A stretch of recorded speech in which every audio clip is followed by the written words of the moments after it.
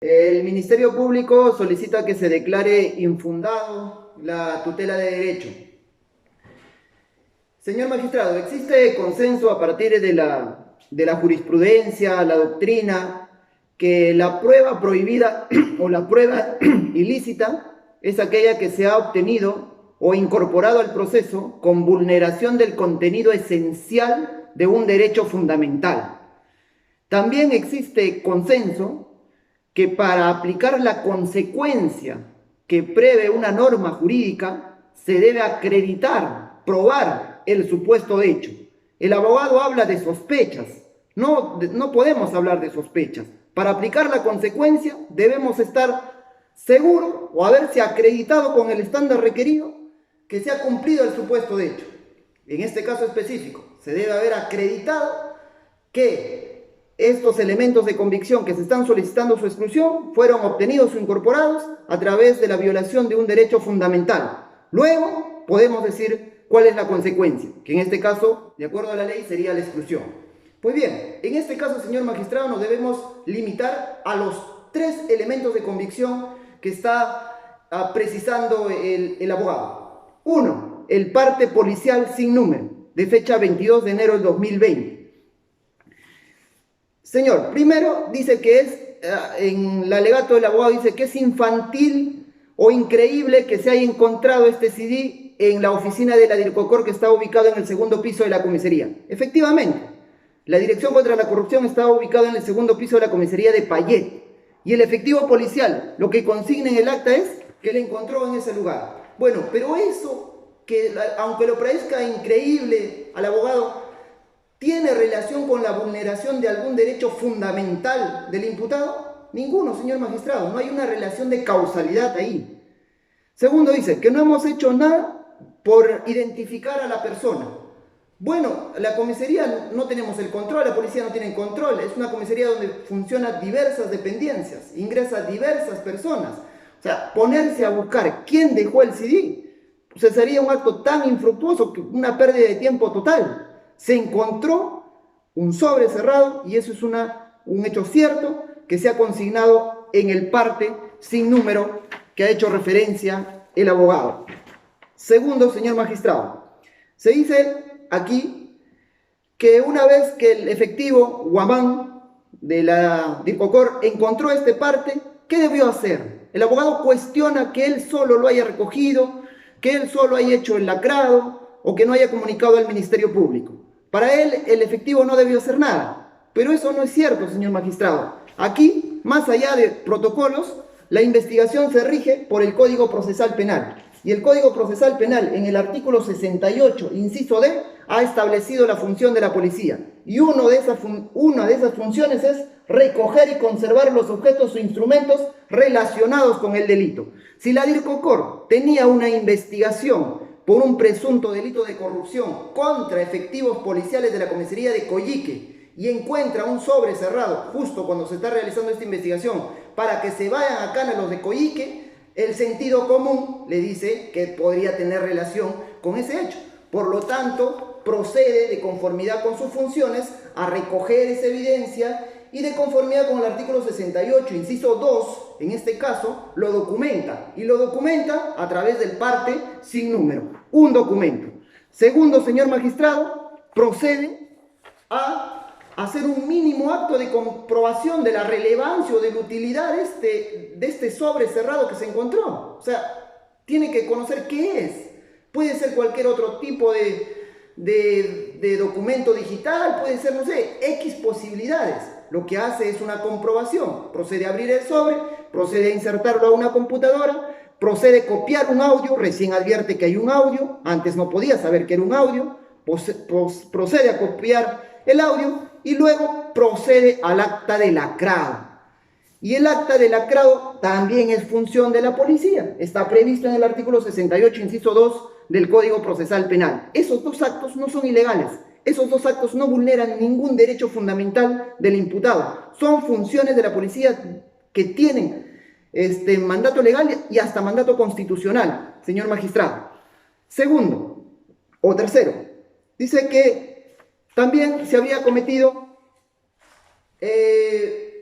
No se ha realizado ningún acto para identificar a la persona, que ya le dije. En conclusión, señor, este primer parte, no tiene ninguna relación con vulneración de algún derecho, con ningún derecho fundamental. Es una actuación de la policía totalmente válida.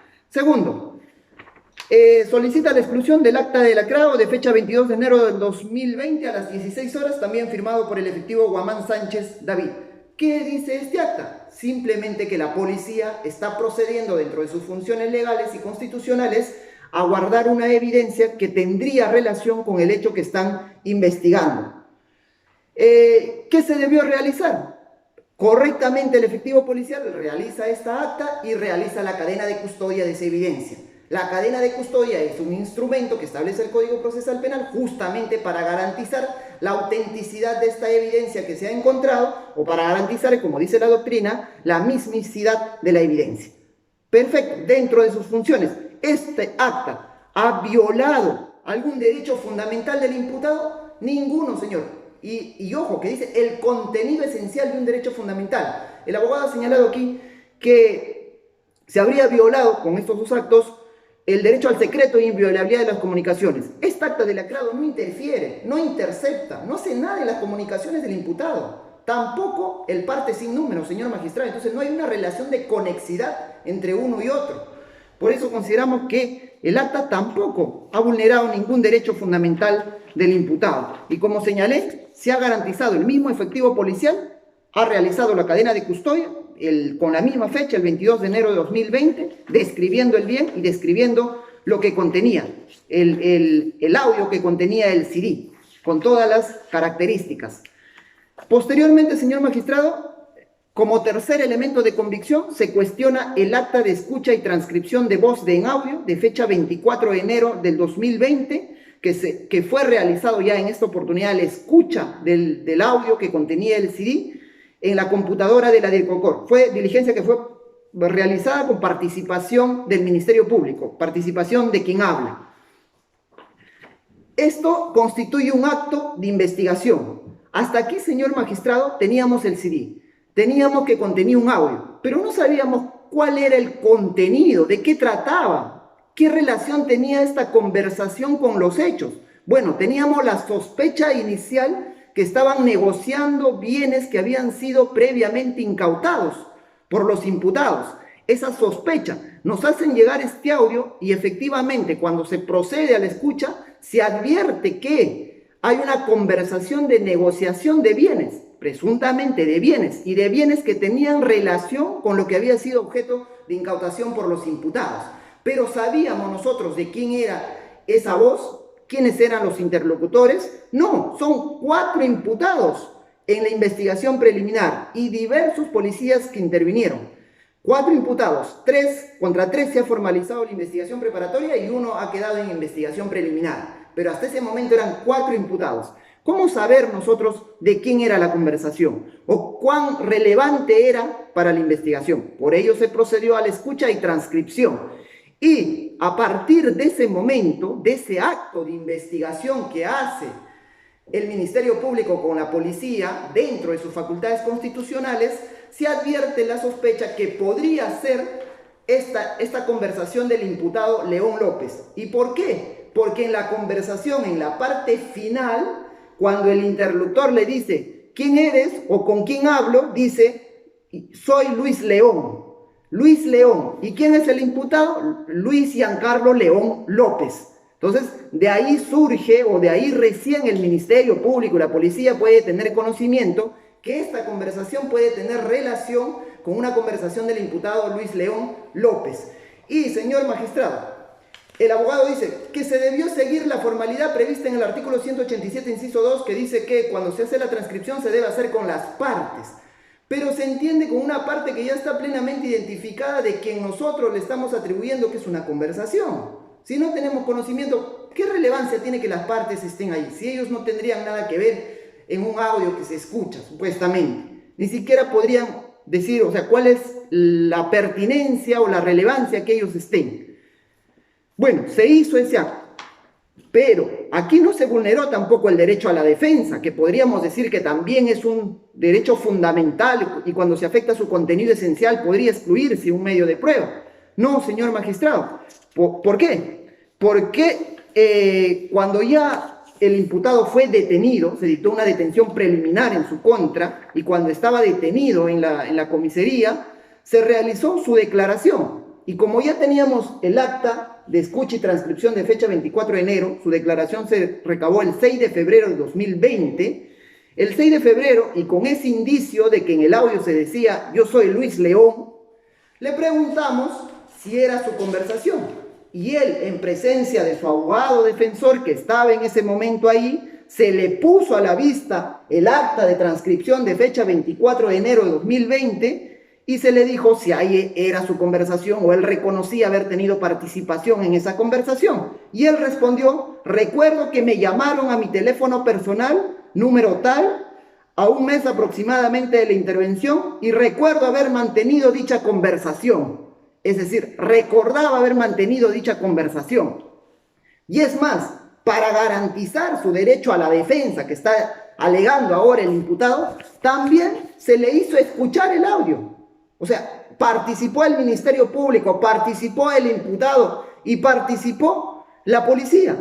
El acta es de fecha 7 de febrero de 2020 a las 19 horas y participó el imputado con su abogado defensor. Se escuchó nuevamente el audio y en esa escucha del audio nuevamente se le dijo al imputado si era su conversación o si reconocía en esta oportunidad ya su voz en esa conversación. ¿Y qué dijo el imputado? Dijo, no puedo precisar que sea mi voz, sin embargo recepcioné una llamada de esa naturaleza, por lo que yo le seguí la corriente, dado que tenía información confidencial que querían recuperar la mercadería, por lo que quería captar a las personas para su pronta identificación. Bueno, ya podemos decir que dio su justificación, pero estos dos actos de investigación ponen o acreditan de manera contundente que se garantizó durante las diligencias preliminares el derecho fundamental a la defensa y a la contradicción. La transcripción, cierto, como señalé, se realizó con participación de la policía y el Ministerio Público, pero luego en su declaración se le puso a la vista esa transcripción, se le dio el tiempo necesario para que lo analice con su abogado y él reconoció que había sostenido una conversación así.